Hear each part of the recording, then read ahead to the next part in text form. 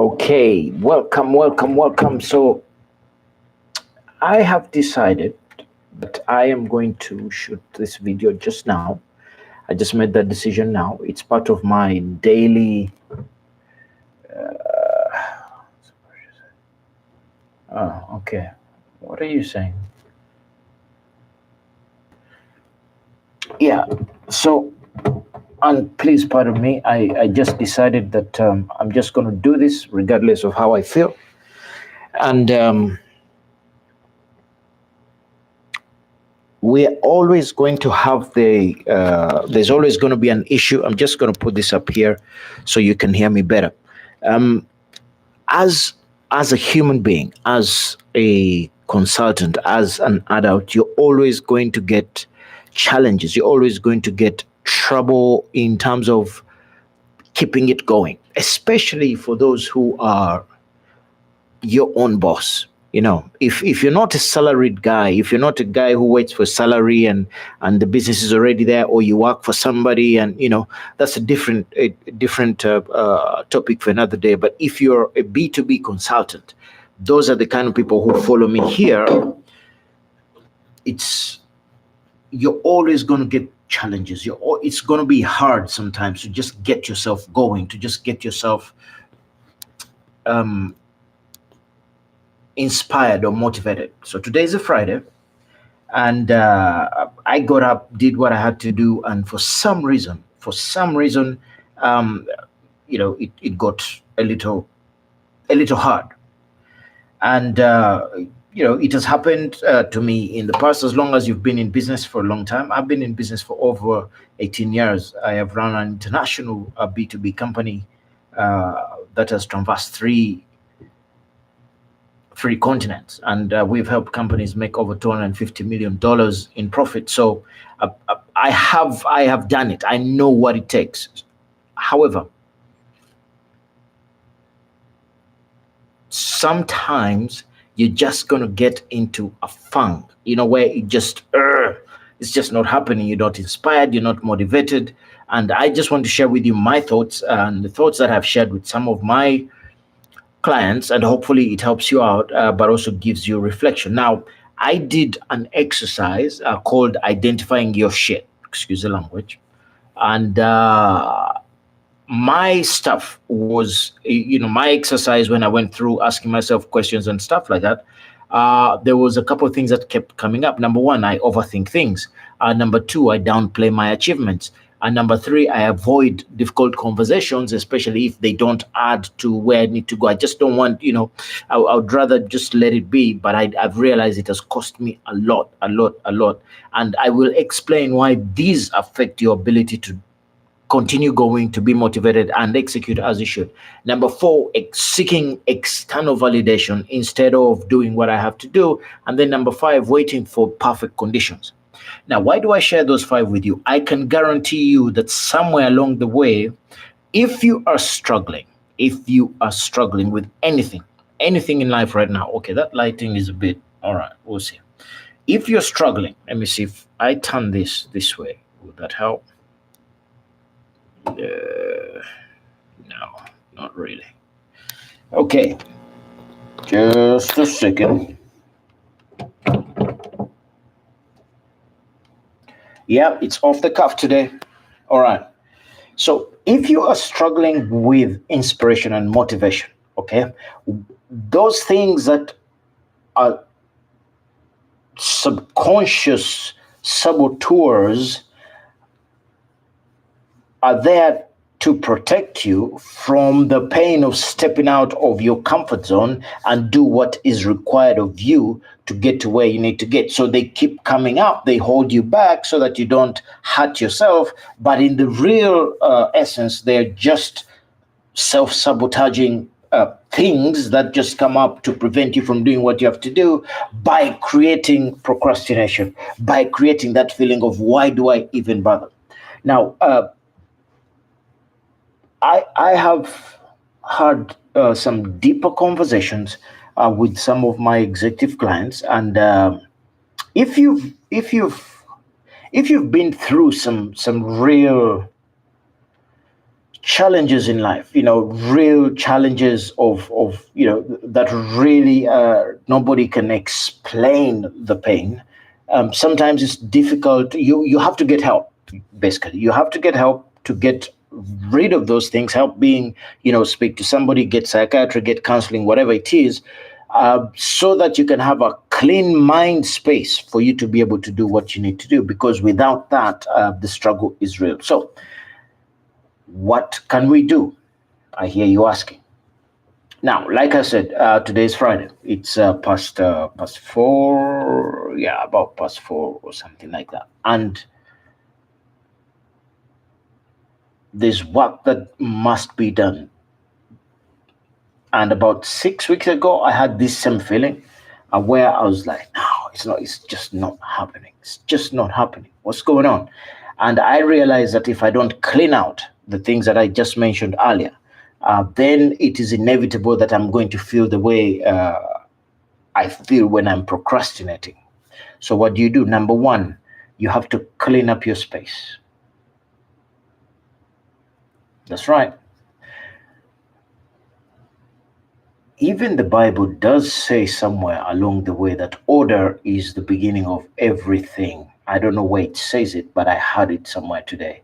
You got to create order. You got to create a situation where if you're nicely cleaned up, I don't even know if that makes English sense, but if you clean up your stuff, your space, and there is nothing to take away your ability to work, to take away your distraction, just a clean space alone, you have done so much in terms of taking away the ability to procrastinate.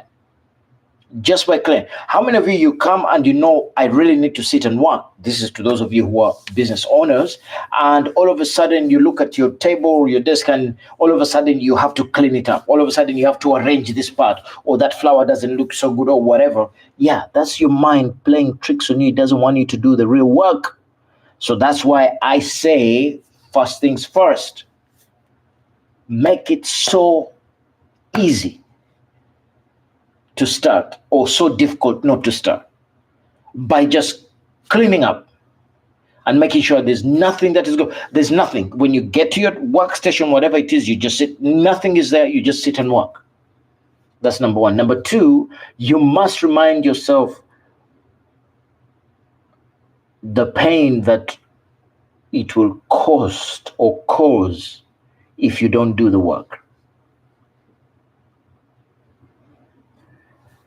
When I did my exercise, it asked me to list all the people who suffer when I am not at my best.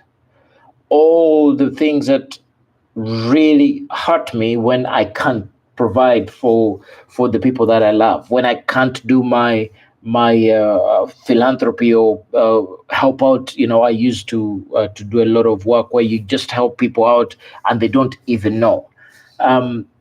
The amount of suffering that my clients go through if I don't do what I have to do. Having that at the front of my mind helps me to say, hey, I don't care how you're feeling, Philip, but there's people who depend on you showing up. So you better show up. Number one, make it easy. Number two, what's the price? What are people going to suffer? Who are going to suffer? And when I start to picture my children, my wife, my mom, my siblings, and all these things, I'm like, hey, you better get going. I tell you what, it gets me going. Number three, ask yourself why failure is not an option. Why is it that you cannot fail? That failure is not going to happen. It's a different question from what I just asked before. Before is who is paying the price? Who is suffering? The other one, the next one is why can I not fail? Why can't I fail? Number one, I'm a role model. There's people looking up to me. I got boys. I got 8 boys. There's no way I'm going to let those guys down. Why is failure not a problem? God gave me a gift to teach, to inspire, to train, to break records. And that's exactly what I'm going to do. Why? How the hell do I show up in heaven and I didn't do that? It's not going to work. It's not going to happen. The reason why I can't fail is there's too much at stake. Number one, make it easy. Number two,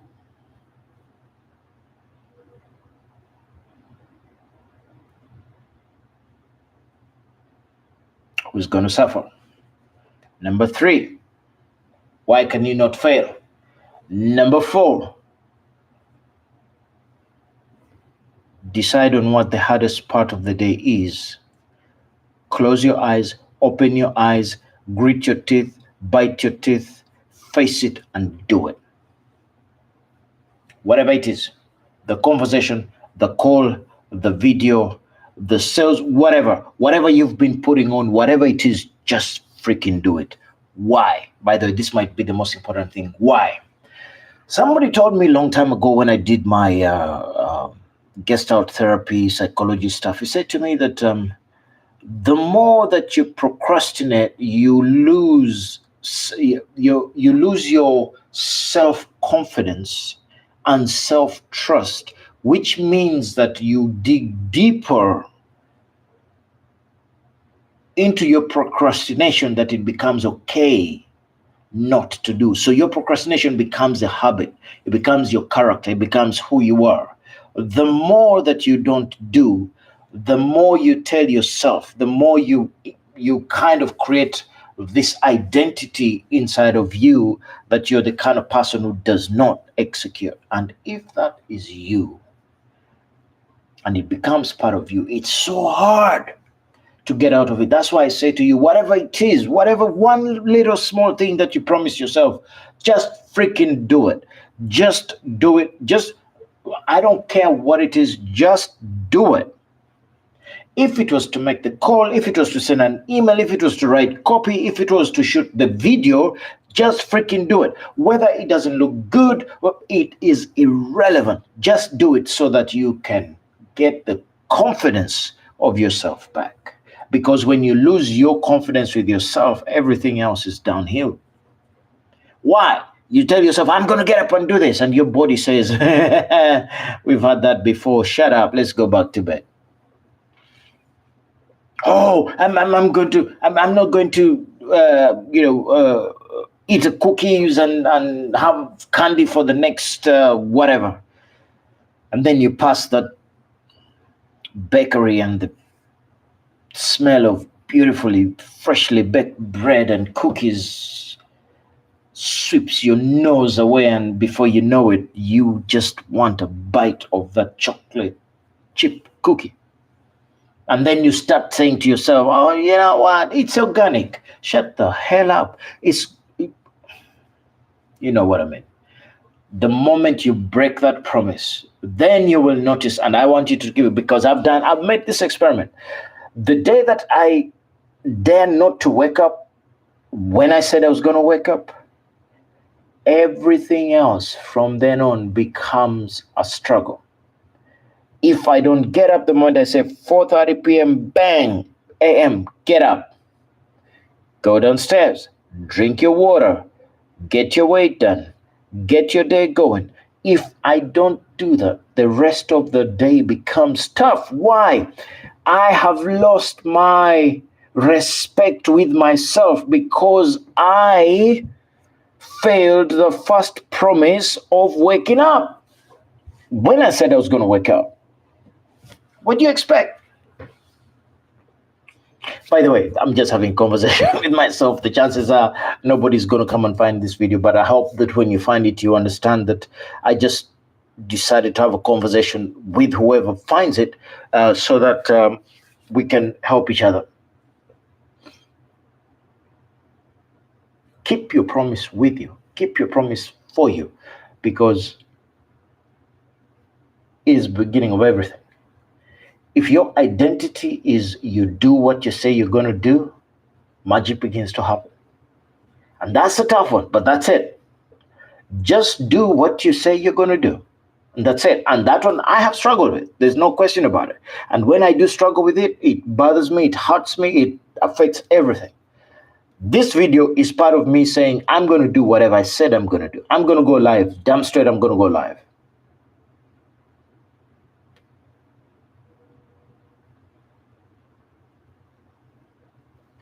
After you've done those 5 things, the next part is around your business. Number one, you got to market, and you got to market. Number two,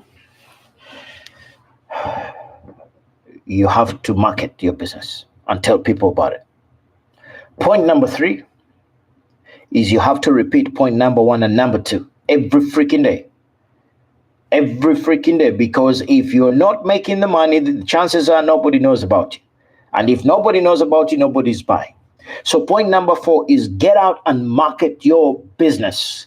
Network like crazy. I had a great conversation yesterday, by the way. And this, and again, it comes from procrastination and not, doing what you ought to do and things like that. And I've been pondering meeting this person, and then yesterday I went and met her, and it was a fantastic conversation.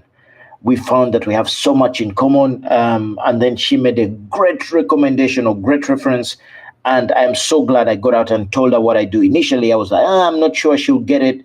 No, everybody will get it. It doesn't matter, just tell them. And then finally, the final step is market your freaking business. Let everybody know about it.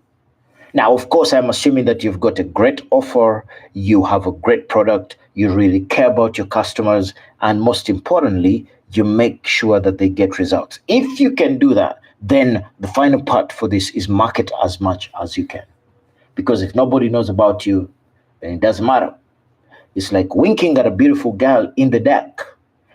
And then the lights come on, you ask them out, and they're like, what are you talking about? You say, I've been winking at you for the last 1 hour. She'll say, yeah, it was in the dark. I didn't see the wink.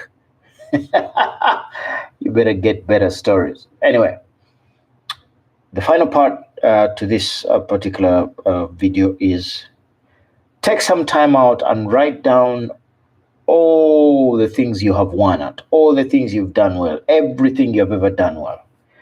And this has got a very interesting psychological boost when you can just write down what you've achieved, what you've done, what you've been able to accomplish.